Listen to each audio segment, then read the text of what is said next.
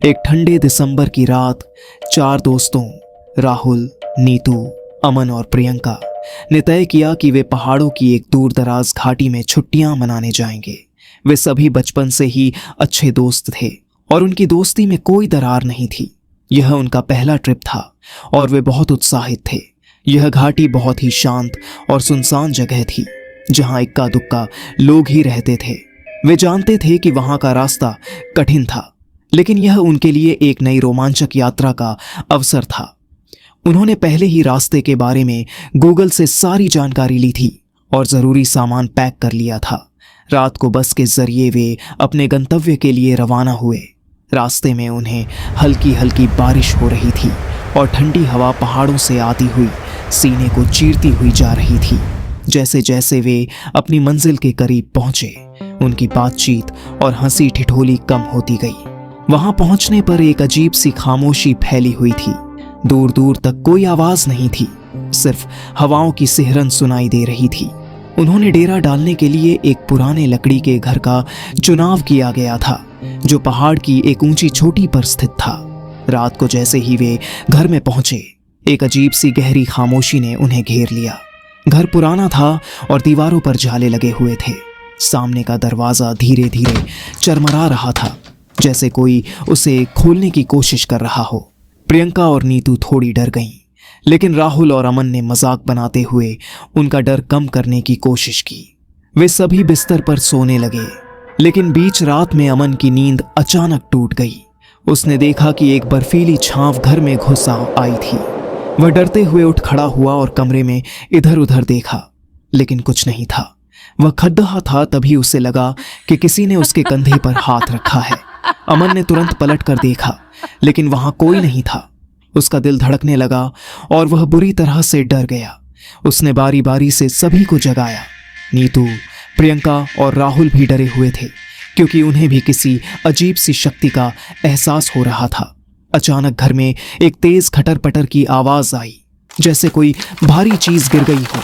सभी डर के मारे एक दूसरे के पास जा खड़े हुए। प्रियंका की आंखों में डर और भ्रम था। उसने सुना था कि इस इलाके में एक पुराना लकदही का घर था, जिसमें एक भूतिया आत्मा बसी हुई थी। राहुल ने सभी को दिलासा देते हुए कहा, यह सिर्फ हमारा डर है, हमें ज्यादा सोचने की जरूरत नहीं है। लेकिन प्रियंका ने जो सुना था वह नहीं भूल पाई। उसने बताया, इस जगह के बारे में कुछ अनकही बातें हैं। यहाँ एक बार एक परिवार रहता था, जो हमेशा एक दूसरे से लड़ते रहते थे। एक दिन जब उनमें से एक सदस्य को मारा गया, तब उसके बाद यह परिवार सच्चाई से भाग खड़ा हुआ, लेकिन उनकी आत्माएं अब भी यहाँ भटकती हैं। राहुल ने यह सब अनसुना करते हुए कहा, यह सिर्फ एक अफवाह है। लेकिन जैसे जैसे रात बढ़ी, घटनाएं और अजीब हो गईं। कभी कभी घर की दीवारों से अजीब आवाजें आती, जैसे कोई अंदर से चीख रहा हो। और फिर जैसे ही उन्होंने कमरे का दरवाजा खोला, अचानक एक कटा हुआ चेहरा सामने आ गया। यह चेहरा किसी इंसान का नहीं था। उसकी आंखें जलती हुई लाल थीं और मुंह से खून बह रहा था। वह भूत जो अब तक उनके आसपास था, खुद को उनके सामने प्रकट कर चुका था। प्रियंका की आवाज निकलना बंद हो गई और उसकी आंखों से आंसू बहने लगे। वह डर के मारे कांप रही थी। अमन ने तुरंत कमरे के भीतर से बाहर की ओर भागने का प्रयास किया, लेकिन दरवाजा बंद हो गया था। हर दिशा में अंधेरा था। उन्होंने घर के बाहर की ओर दौड़ने की कोशिश की, लेकिन जैसे ही वे बाहर पहुंचे, एक भयंकर तूफान आ गया और तेज हवाओं ने उन्हें घेर लिया। घर की दीवारें एक एक करके टूटने लगीं।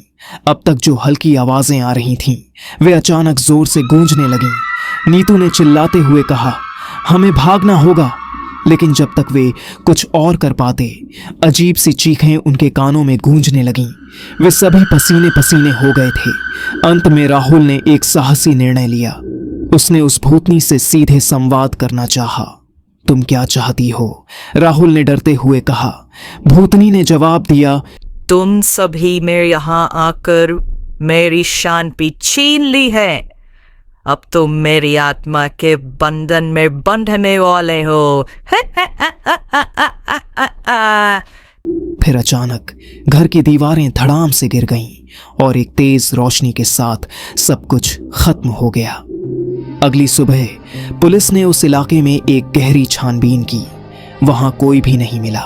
वे केवल 4 दोस्तों की गुमशुदगी के बारे में ही जानते थे, जिनकी अंतिम बार उस डरावने घर के पास मौजूदगी पाई गई थी।